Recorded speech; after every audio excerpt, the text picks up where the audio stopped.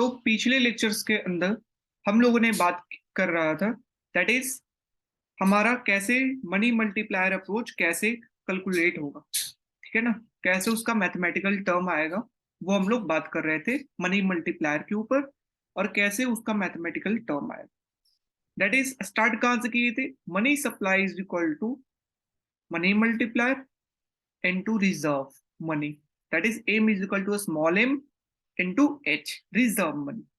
तो हमें m की वैल्यू पता करना है, तो ये h को नीचे लाइए, तो m is equal to capital M by h, that is money supply by reserve money.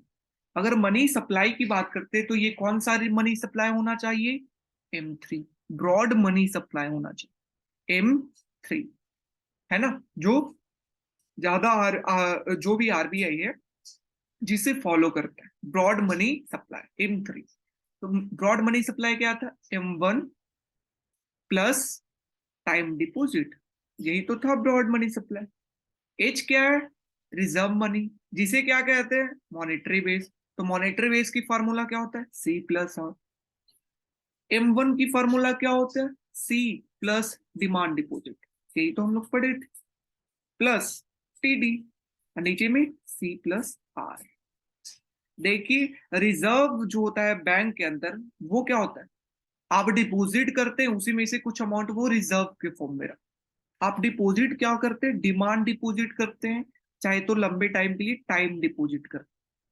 तो सारा जो 1,000 रुपए है वो सारा रिजर्व के फॉर्म में नहीं होता, उसमें से कुछ पोर्शन वो रिजर्व के फॉर्म में रखा। तो आपने अगर डीडी अमाउंट डिपॉजिट किया है जिस, तो आर अमाउंट डीडी में से रिजर्व के फॉर्म में है। वैसे ही टीडी अमाउंट आपने टोटल डिपॉजिट किया है, तो उसमें में से आर अमाउंट जो है वो रिजर्व के फॉर्म में जाएगा, ठीक है ना। ओके, तो टोटल रिजर्व की अगर बात करते तो क्या बनेगा, जो डीडी के थ्रू आया रिजर्व, और जो टाइम डिपॉजिट के थ्रू आया reserve. Fitting my point.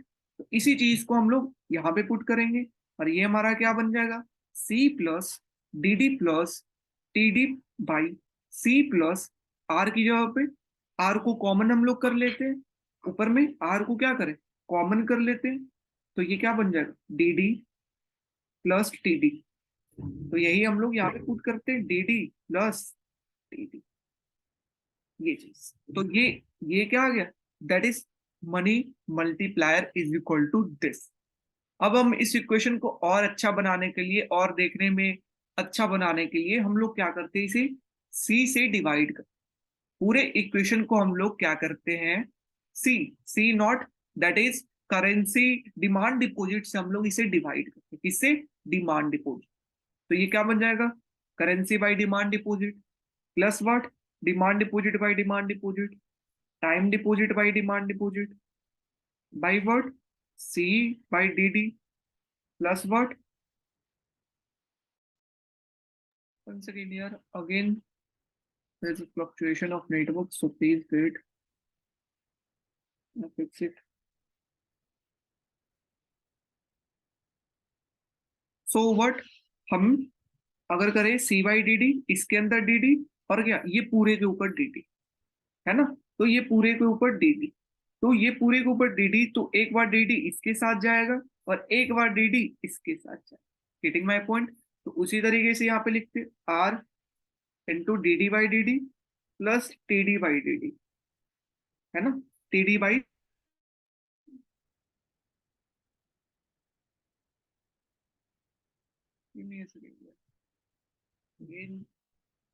I hope fix हो गया हो।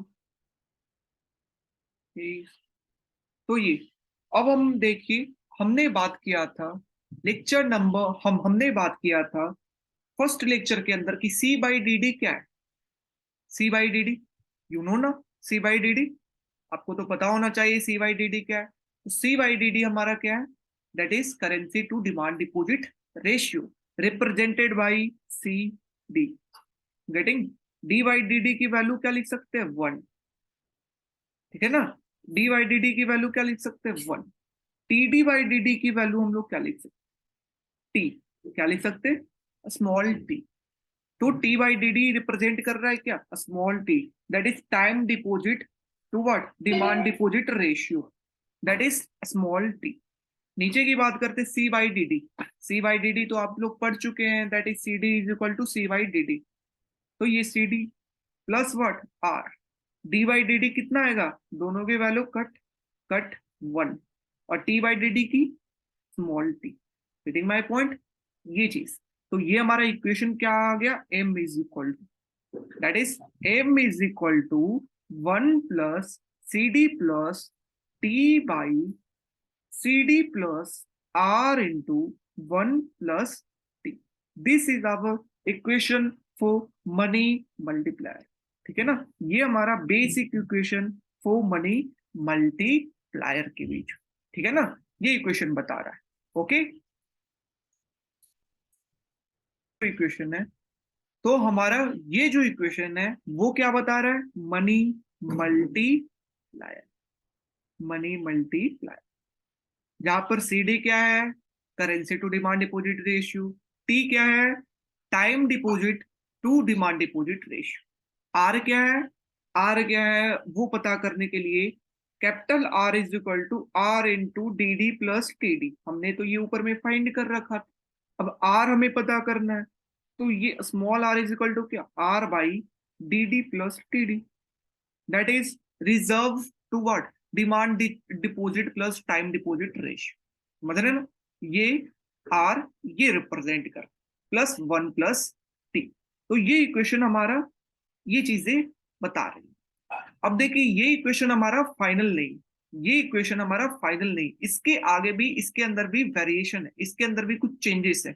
उस चेंजेस को हम लोग देखने के लिए जा रहे हैं कि क्या चेंजेस है। ओके, तो अगर इस इक्वेशन को फाइंड कर लेने के बाद हमारा क्या है कि देखिए, आप अगर मनी सप्लाई चेंज किए, सपोज 1 लाख रुपीस आपने मार्केट के अंदर प्रिंट किया, आरबीआई क्या कर रही है, क्रेडिट कर रही है। आरबीआई 1 लाख रुपए क्रेडिट कर रही है मार्केट के अंदर, तो हमारा 1 लाख रुपया ही नहीं बढ़ता, मनी मल्टीप्लायर के कारण उसकी वैल्यू ज्यादा हो जाती, समझ रहे हो। लेकिन मनी मल्टीप्लायर के अंदर कोई कोई चीज, सारा चीज इसके अंदर इंक्लूड नहीं है, not everything is included in this money multiplier. कुछ है जो बाहर वाले इफेक्ट, वो मनी मल्टीप्लायर, इस बेसिक जो मनी मल्टीप्लायर की ये मैथमेटिकल डेफिनेशन है इसके अंदर नहीं आ रही। तो उसे कैलकुलेट करने के लिए जो एक्चुअल हमें फाइंड करना है, इतना मनी सप्लाई बढ़ाने के कारण, इतना हमारा रिजर्व मनी मॉनेटरी बेस बढ़ाने के कारण हमारा मनी सप्लाई इतना बढ़ा, समझ रहे हो ना। बिल्कुल जो एज्यूम किया गया उसका वैल्यू करेक्ट है, वो किसके ऊपर डिपेंड करता है, मल्टीप्लायर के ऊपर, है ना।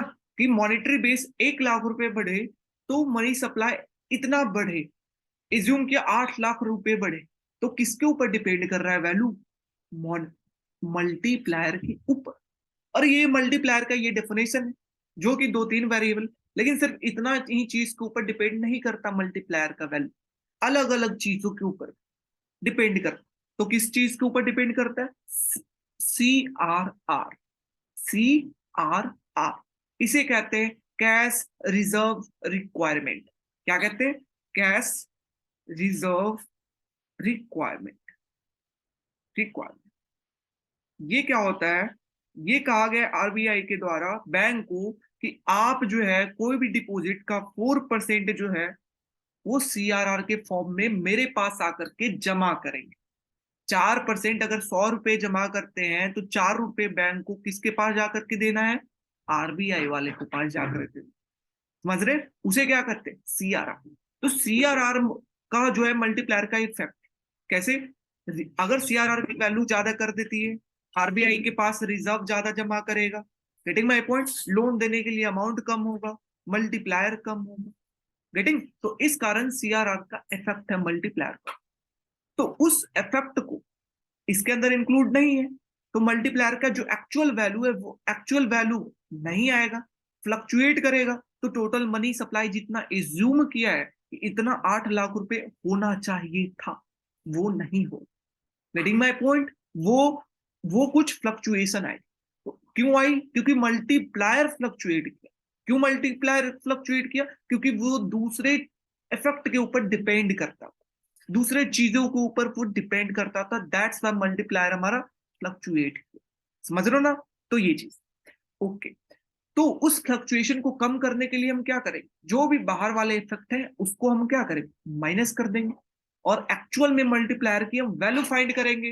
रिजर्व मनी हमें पता होगा, मल्टीप्लायर हमें पता होगा, तो मनी सप्लाई पता होगा, समझ रहे हो ना। तो एक्चुअल अगर हमें पता करना है, प्रेडिक्ट करना है किसे, हमें मनी मल्टीप्लायर को प्रेडिक्ट करना है, क्योंकि एक्चुअल वैल्यू क्या है ना, जो कि वो सिर्फ एक मैथमेटिकल टर्म के अंदर सारा चीज नहीं है।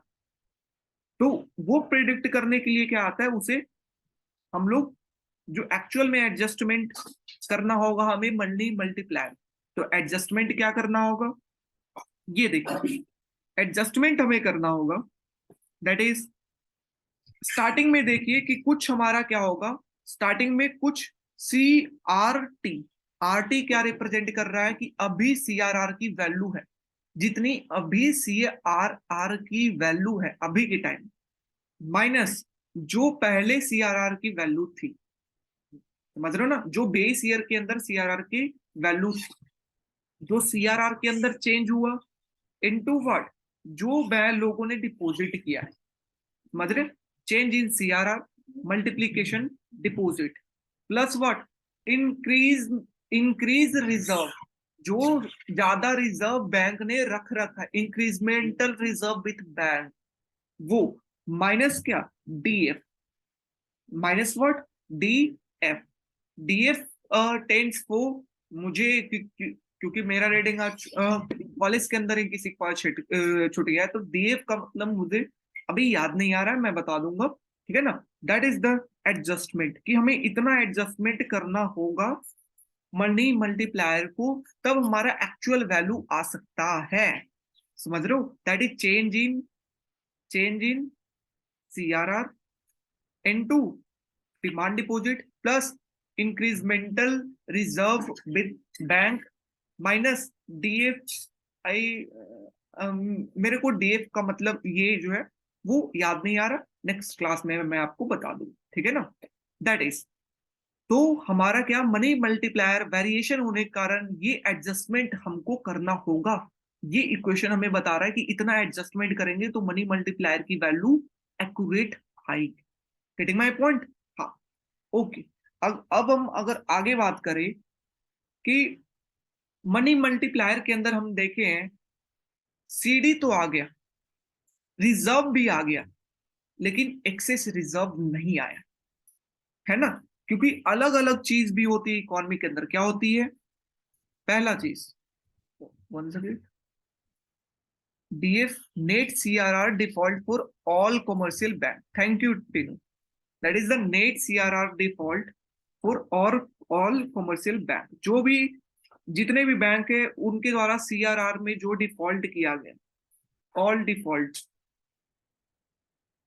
ठीक है ना, तो वो उसे कहते हैं डीएफ, जितने भी बैंक हैं उनका डिफॉल्ट जो है सीआरआर के अंदर वो इंक्लूड, वो माइनस करना डिफॉल्ट, वो।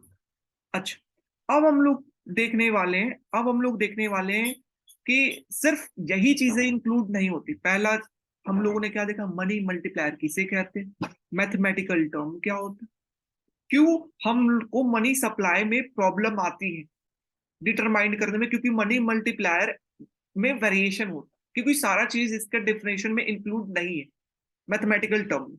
तो हम लोग एडजस्टमेंट का निकाला कि adjustment is equal to R T minus R zero into D plus I R minus D F, ये निकाल।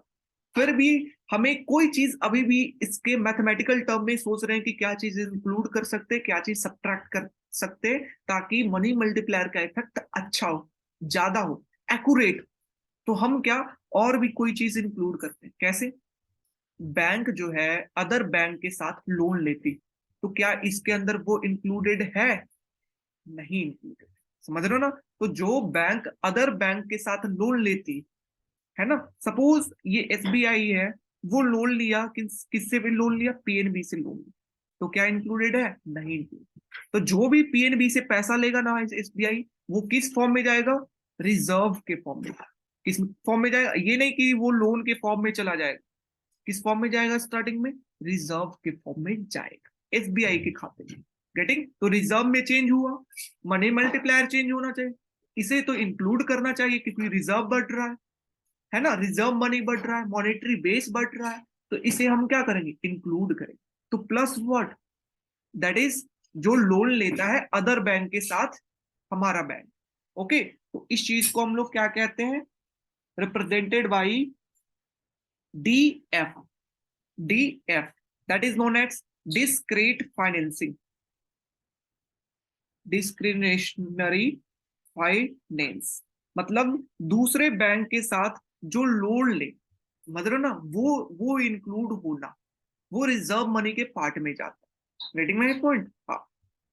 अब देखिए, अगर बैंक एक्सेस रिजर्व रखती है, जितना उसको रिजर्व रखता है उससे ज्यादा वो रिजर्व रखती है बैंक, तो क्या उस मनी से, क्या वो मनी जनरेट कर पाई, नहीं कर पाई। वो सिंपली तिजोरी के अंदर पैसा रखे हुए, उस पैसा को इस्तेमाल करके वो लोन दे सकती थी और इंटरेस्ट रेट अर्न कर सकती। तो ये जो एक्सेस रिजर्व है, इससे बैंक कुछ भी नहीं कर सकते। ये बैंक के लिए क्या है, लायबिलिटी है, कि बैंक के लिए घटा है, ये सिर्फ पैसा को वो रिजर्व को रख रखा है, इससे मनी नहीं क्रिएट कर रहा है। दैट इज द घटा ऑफ द बैंक। तो ये क्या होगा, जो रिजर्व मनी है मॉनेटरी बेसिस में से माइनस हो, कौन, एक्सेस रिजर्व, क्योंकि ये सिंपली रखा हुआ, इससे मनी क्रिएट नहीं किया जा रहा। जिससे मनी क्रिएट किया जाए वैसे रिजर्व को इंक्लूड करेंगे, और वैसे रिजर्व को एक्सक्लूड करेंगे जो सिंपली रखा हुआ है, उससे मनी क्रिएट नहीं हो रहा। तो हम क्या करेंगे, एक्सेस रिजर्व को माइनस करेंगे। समझ रहे हो? तो अगर टोटल हम डेफिनेशन की बात करते हैं मनी मल्टीप्लायर की, तो क्या था, पहले क्या था, 1 + CD + T by CD plus R into 1 + T। So this is our money multiplier in the previous, है ना, इनटू व्हाट, ओके, ये हमारा क्या था, मनी मल्टीप्लायर।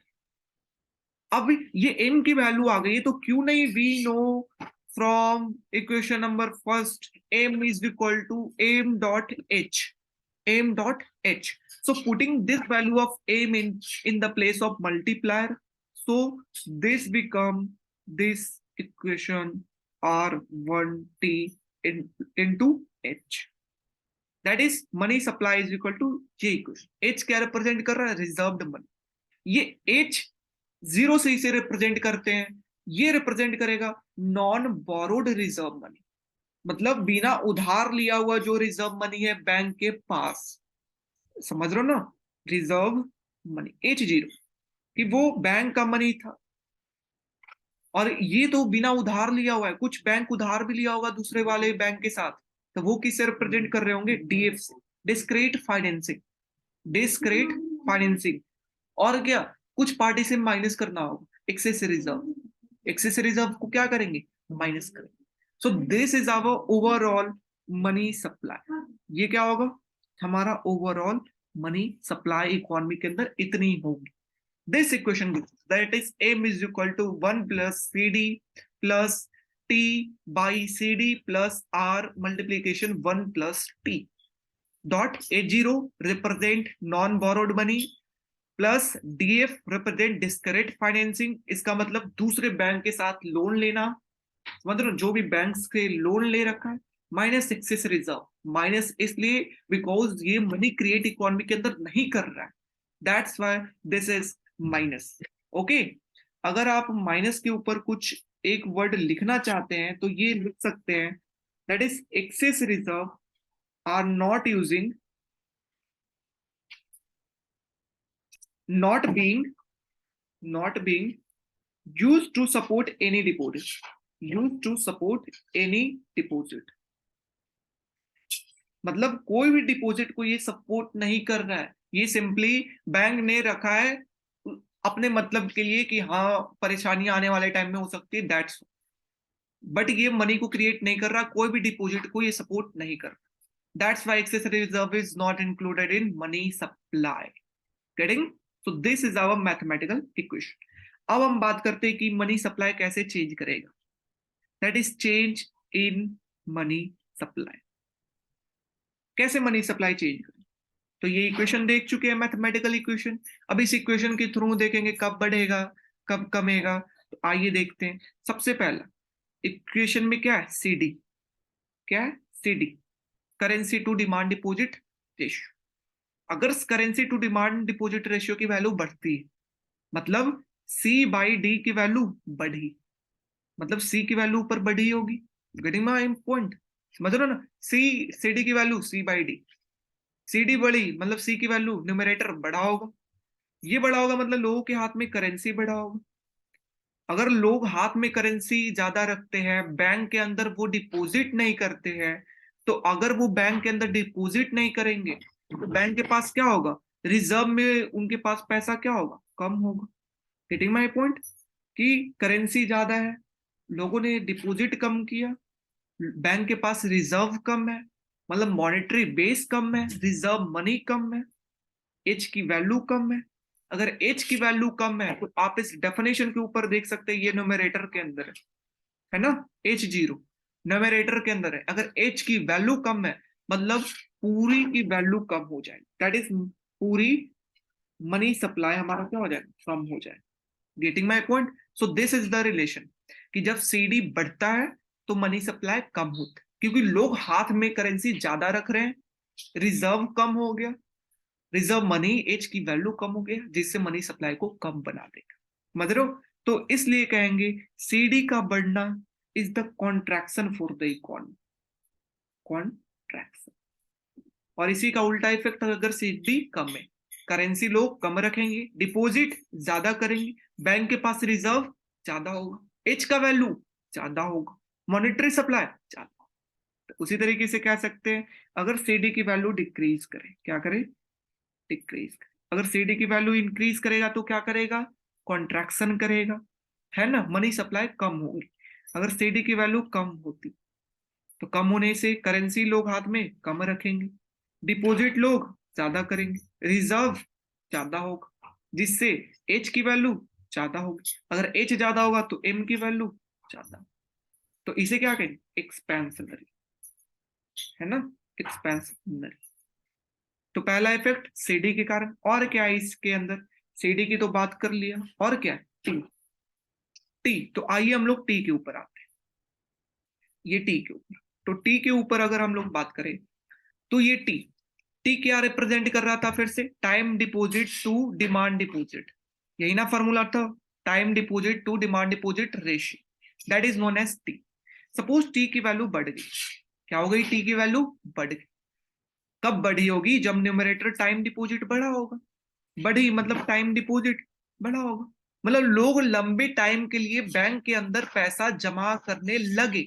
इसका मतलब ये हुआ कि लोग लंबे टाइम के लिए बैंक के अंदर पैसा टाइम डिपॉजिट कर रहे हैं, मतलब डिपॉजिट बढ़ेगा, है ना, लंबे टाइम के लिए बैंक के पास डिपॉजिट बढ़ेगा, रिजर्व बढ़ेगा, लोन ज्यादा देंगे, तो एच की वैल्यू रिजर्व मनी बढ़ेगा, एम की वैल्यू ज्यादा होगा। Getting my point? एम की वैल्यू ज्यादा। तो ये चीज, ये इफेक्ट ये बता रहा है। उसी तरीके से टी की वैल्यू कमेगा, कब कमेगा, जब न्यूमरेटर कमेगा। तो तो क्या हुआ, न्यूमरेटर हमारा कम गया, टाइम डिपॉजिट लोगों ने कम किया। तो टाइम डिपॉजिट अगर कम किया, डिपॉजिट कम कर रहे हैं, तो क्या रिजर्व में बैंक के पास क्या होगा, 20% जो डिपॉजिट करते उसमें से रिजर्व रखता, तो कम है। अब कम है तो रिजर्व कम है, एच की वैल्यू कम, एम की वैल्यू कम। इस तरीके से टीडी और सीडी को इफेक्ट पहुंचा। नेक्स्ट क्या है, टी हो गया, सीडी हो गया, अब क्या है, आर। ये क्या है, आर। तो आर कैसे इफेक्ट पहुंचाएगा बताइए। आर, आर क्या बता रहा है, मैं बता चुका था, capital R by what, demand deposit plus एक टाइम डिपॉजिट, यही तो बता रहा है यार। समझ रहे हो ना, ये reserve by demand deposit plus time deposit, यही तो बता रहा है। अब सपोज क्या, रिजर्व बढ़ गया, क्या बढ़, क्या हुआ, रिजर्व, आर की वैल्यू हमारा क्या हुई, बढ़ गई। आर की वैल्यू अगर हमारा बढ़ गई मतलब बैंक क्या, रिजर्व ज्यादा रख, क्या रख रहा है बैंक, रिजर्व ज्यादा रख रहा है, लोन कम दे रहा है, रिजर्व की अमाउंट क्या हुई, ज्यादा हो गई, लोन के लिए पैसा बैंक के पास अब कम है, जिसके कारण क्या, वो इकोनॉमी के अंदर टोटल मनी सप्लाई क्या हो जाएगी, कम हो जाएगी। Getting my point? तो इसको इस तरीके से समझना हो कि एम की वैल्यू कम हो जाएगी। वैसे भी आर क्या है, डिनोमिनेटर के अंदर है। अगर आर की वैल्यू भैया बढ़ेगी तो डिनोमिनेटर की वैल्यू क्या होगी, बढ़ेगी। अगर डिनोमिनेटर की वैल्यू बढ़ेगी तो पूरा इक्वेशन को क्या बनाएगा, छोटा बनाएगा। और इसके साथ मल्टीप्लीकेशन होकर के क्या बनेगा, ये छोटा बनेगा। यस और नो? यस, कि डिनोमिनेटर के अंदर बढ़ेगा, पूरा को छोटा बनाएगा, मल्टीप्लाई होकर के छोटा वैल्यू देगा, है ना। तो आर की वैल्यू बढ़ेगा, दैट्स मीन्स कॉन्ट्रैक्शन। क्या होगा, कॉन्ट्रैक्शन होगा। ओके, हाँ। अगर हम लोग बात करें नेक्स्ट, क्या नेक्स्ट वेरिएबल हमारा क्या है, एच। इसके अंदर क्या है, एच जीरो, ये एच। तो एच जीरो की अगर बात करते हैं, एच जीरो, तो ये एच जीरो की वैल्यू अगर बढ़ती है, मतलब मॉनेटरी बेस बढ़ती है, सरकार पैसा दी, मार्केट के अंदर दी, जिसके कारण क्या मनी सप्लाई क्या होगी, बढ़ेगी। सिंपली चीज है कि 1 लाख रुपए अगर इकोनॉमी के अंदर दी तो वो मल्टीप्लीकेशन इफेक्ट होकर के 8 लाख 10 लाख रुपए बढ़ेगी। वैसे भी न्यूमरेटर के अंदर है एच जीरो, तो ऊपर वाला अगर बढ़ेगा तो एम की वैल्यू बढ़ेगी। Getting my point? तो एच जीरो अगर बढ़ेगा तो एम की वैल्यू बढ़ेगी, and this is expansionary effect on monetary supply. समझ रहे हो ना, एक्सपेंशनरी इफेक्ट किसके कारण, एच जीरो के कारण। अब वैसे ही अगर बात करें हम किसका, डीएफ, डिस्क्रीट फाइनेंसिंग। डीएफ, अगर लोन इकोनॉमी के अंदर बैंक एक दूसरे से ज्यादा लेती, ज्यादा लेगी, ज्यादा लोन देगी दूसरे को, जिसके कारण क्या इकोनॉमी के अंदर मनी सप्लाई बढ़ेगा। वैसे भी न्यूमरेटर के अंदर, तो न्यूमरेटर के अंदर बढ़ेगा तो पूरा ओवरऑल इक्वेशन क्या होगा, बढ़ेगा, बढ़ेगा, एक्सपेंशनरी। फिर एक और क्या चीज था हमारा, डीएफ का भी काम हो गया। अब हमारा क्या बचा, एक ईआर। अगर ईआर की वैल्यू बढ़ती है, किसकी, ईआर की वैल्यू, अगर ईआर की वैल्यू बढ़ेगी मतलब रिजर्व में बैंक जो एक्सेस रिजर्व के फॉर्म में ज्यादा रख रहा है, फालतू के पैसे जमा करके ज्यादा रख रहा है, जिससे मनी वो क्रिएट नहीं कर सकता। तो अगर वो ज्यादा रखेगा तो सब्ट्रैक्शन क्या होगा, ज्यादा होगा। तो टोटल मनी सप्लाई की वैल्यू को क्या करेगा, कम करेगा। Getting my point? तो वो माइनस ई आर है ऊपर में, तो वो सब्ट्रैक्ट होगा अगर ज्यादा होगा, and that's why this is a contractory, contractory. So this is what is money multiplier, what is the main final formula, and how money multiplier changes money supply। कैसे मनी मल्टीप्लायर चेंज करेगा money supply को, या money supply को हम कैसे effect पहुंचा सकते। तो through CD, through TD. CD अगर बढ़ेगा मनी सप्लाई कम है ना, टीडी अगर बढ़ेगा मनी सप्लाई ज्यादा, डिपॉजिट बढ़ गया, है ना। उसके बाद आर का वैल्यू रिजर्व है, डिनोमिनेटर के अंदर बढ़ेगा, कॉन्ट्रैक्शन होगा। एच जीरो न्यूमरेटर के अंदर है, मॉनेटरी बेस बढ़ेगा, मनी सप्लाई बढ़ेगा। डीएफ की वैल्यू, लेन देन अगर बैंक के साथ ये लोन लेना ज्यादा हो रहा है तो मॉनेटरी सप्लाई की वैल्यू क्या होगा, बढ़ेगा। ईआर अगर रिजर्व ऐसे ही पैसे रिजर्व में रख रहा है तो मनी सप्लाई क्या होगा, कम। So this is overall effect on money supply. तो ये इक्वेशन हम लोग को जान लेने के बाद हमें देखिए, मनी सप्लाई पढ़ ली, इक्वेशन पढ़ ली, चेंज कैसे करेगा वो भी पढ़ लिए कि किसके ऊपर इफेक्ट।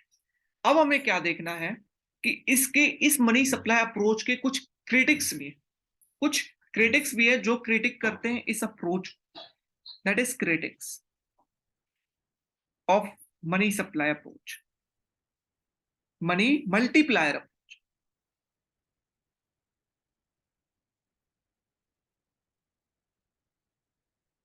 तो क्रिटिक्स क्या कहते हैं, सबसे पहला क्वेश्चन पूछे, what are the variable that you can control. क्या क्या वेरिएबल है जिसको आप कंट्रोल कर सकते हैं, समझ रहे, क्या क्या वेरिएबल है जो चेंज कर सकते हैं। तो आंसर आता है कि जो वेरिएबल जो चेंज कर सकते हैं भैया, वो क्या है, सी डी है, क्या है, टी है, वो क्या है, आर है, वो क्या है, एच जीरो है, वो क्या है, डी एफ है, वो क्या है, एक्सिस रिजर्व। तो ये सब वेरिएबल है जिसको कंट्रोल कर सकते हैं, बढ़ा कमा सकते। ओके, तो फिर वो क्वेश्चन पूछते हैं, ये जितने वेरिएबल है आप जिससे वो डिटरमिन करते हैं मनी सप्लाई को, क्या इस वेरिएबल को आप कंट्रोल कर सकते हैं, क्या कंट्रोल कर सकते हैं। अगर नहीं कर सकते हैं इस वेरिएबल को, अगर आरबीआई कंट्रोल नहीं कर सकता, उसके वो उसको फिक्स नहीं कर सकता, डिटर्मिन नहीं कर सकता वेरिएबल। तो कैसे आप कह सकते हैं कि मल्टीप्लायर की वैल्यू सही आएगी? समझ रहे क्वेश्चन क्या है? कि अगर आप वेरिएबल को डिटर्मिन नहीं कर सकते कि इस वेरिएबल की इतनी वैल्यू होगी, वो अदर फैक्टर के ऊपर डिपेंड है, वो आप अगर कंट्रोल नहीं कर रहे, कांट कंट्रोल, तो कैसे आप कहेंगे कि मल्टीप्लायर की वैल्यू सही? क्योंकि वो आपके हाथ में नहीं, कैसे कहेंगे? तो ये क्वेश्चन अराइज होता है। सबसे मेन क्रिटिक यही था कि ये वेरिएबल जो है, क्या आप कंट्रोल कर सकते? नहीं कर सकते। क्यों नहीं कर सकते? क्योंकि आप कितना करेंसी रखते हैं ये डिपेंड करता है कि आपके पास कितना इनकम है, कितना आपके पास इनकम है। आप कितना करेंसी रखते हैं हाथ में, give me a second please. तो आप कितना करेंसी, मतलब सीडी की वैल्यू करते हैं, क्या था? CYD, क्या ये करेंसी? तो आप हाथ में कितना करेंसी रखते हैं किसके ऊपर डिपेंड कर? आपके इनकम के ऊपर। आपका इनकम कितना है? अगर जो लोग इनकम जिनका कम होता है, 10,000 रुपए, 5,000 रुपए, वो क्या हाथ में करेंसी ज्यादा रखते हैं, बैंक के अंदर पैसा वो कम रखते हैं, है ना? कि वो हाथ में पैसा को ज्यादा रखते हैं जिनकी इनकम कम होती है। अब जिनकी इनकम अगर ज्यादा होती है तो वो बैंक के अंदर पैसा रखते हैं। Getting my point? तो सीडी की वैल्यू इनकम के ऊपर डिपेंड करती है, और क्या, इंटरेस्ट रेट के ऊपर। किसके ऊपर? इंटरेस्ट रेट के ऊपर। कि सपोज इंटरेस्ट रेट बैंक ज्यादा दे रहा है, इंटरेस्ट रेट बैंक क्या दे रहा है? ज्यादा दे रहा है, तो लोग हाथ में क्या रखेंगे? करेंसी को कम कर देंगे, जाएंगे बैंक के अंदर जमा करेंगे, सीडी की वैल्यू कम हो जाएगी। इंटरेस्ट रेट अगर कम है, बैंक कम दे रहा है, तो हाथ में पैसा लोग ज्यादा रखेंगे, सीडी की वैल्यू ज्यादा होगी। Getting my point? So this are the effect that is not under control of RBI. समझ रहे कि बैंक की इंटरेस्ट रेट या इनकम कितना रखे, समझ रहे हो? इनकम कितना लोगों का है, that is not under control of RBI. ठीक है ना? ओके। उसी तरीके से कि इसका वैल्यू डिपेंड करता है करेंसी की, कि कितना लोग हाथ में करेंसी रखे हैं। That is the distance of bank from from जो भी डिपोजिटर है उनके घर से कितना दूर पे बैंक है ना? सपोज बैंक बहुत ज्यादा दूर पर, तो करेंसी ज्यादा रखेंगे। बैंक कम दूर पर है, गिव अ मिनट यार, again there is a network issue, I don't know why this happen,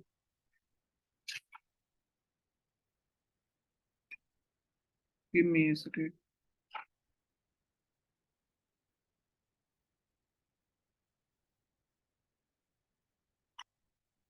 तो ये मतलब ये इंटरेस्ट रेट, इनकम, बैंक का कितना दूरी है, और सारा अदर चीज इसके ऊपर डिपेंड करता है कि लोग करेंसी कितना रखते हैं।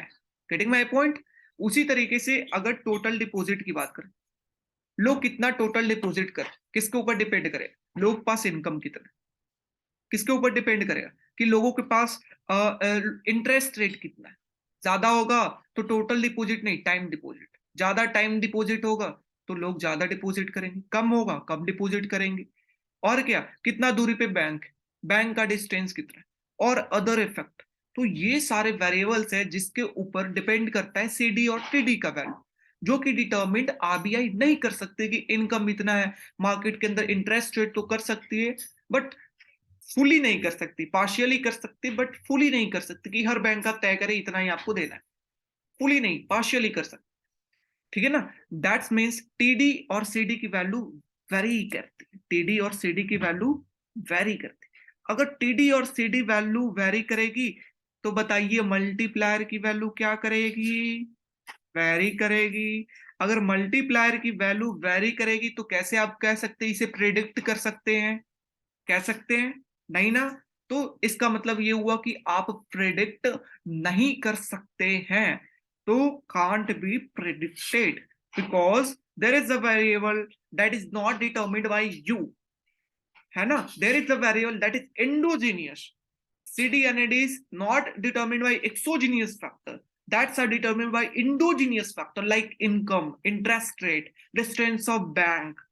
समझ रहे? That's multiplier is not multiplier को कैलकुलेट नहीं कर सकते, वो वेरी करता है।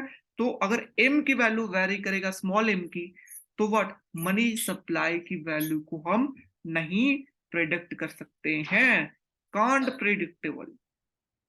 कौन कहते हैं? दैट इज जो क्रिटिक थे हमारे मनी मल्टीप्लायर अप्रोच के, वो सारे ये कहे कि नहीं, सीडीटीडी की वैल्यू को हम नहीं कर सकते प्रेडिक्ट, आरबीआई नहीं कर सकता, because income and currency are fluctuable, income interest rate are fluctuable, that are not under the hand of RBI. That's why multiplier vary, that's why money supply vary. So the argument of what monetary, जो उन्होंने monetary वाले ने argument दिया था मॉनेटरिस्ट, उनका गलत है। समझ रहे हो ना, जो उन्होंने आर्गुमेंट दिया वो गलत है। तो ये क्रिटिक्स, तो ये जो बात बोले जो क्रिटिक्स किए वो कौन से लोग थे? Non monetarist. समझ रहे हो ना, जो आर्ग्यू किए थे in the favour that is monetarist. ठीक है ना, तो ये पार्ट हुआ। अब देखिए हम लोगों ने एक अप्रोच पढ़ा monetary approach, that is money multiplier approach. Second approach क्या था? Second approach structural approach. क्या था? Structural approach. स्ट्रक्चरल अप्रोच के अंदर देखिए क्या है, सिंपल ये है कि डिफरेंस क्या है। मनी मल्टीप्लायर अप्रोच के अंदर हम आरबीआई के बैलेंस ऑफ सीट को देखते हैं। सबसे पहला आज का रिकॉर्डिंग स्टार्ट हुआ था हमारा आरबीआई का बैलेंस शीट क्या है, उसी से।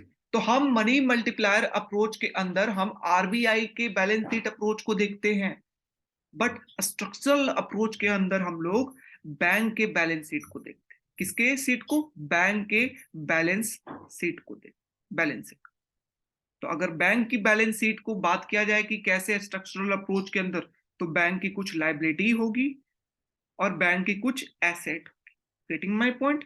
तो जो बैंक की लाइबिलिटी होगी वो क्या होगी? Currency held with public, plus जो रिजर्व बैंक के पास है, तो वो उसका क्या होगा? लाइबिलिटी हो। Getting my point? Okay. Asset क्या होगा बैंक की? एसेट होगा दैट इज बैंक क्या करती है? क्रेडिट टू गवर्नमेंट, है ना। बैंक क्या करते हैं? Net credit to government by bank, है ना। दैट इज बैंक अगर गवर्नमेंट को पैसे दी हो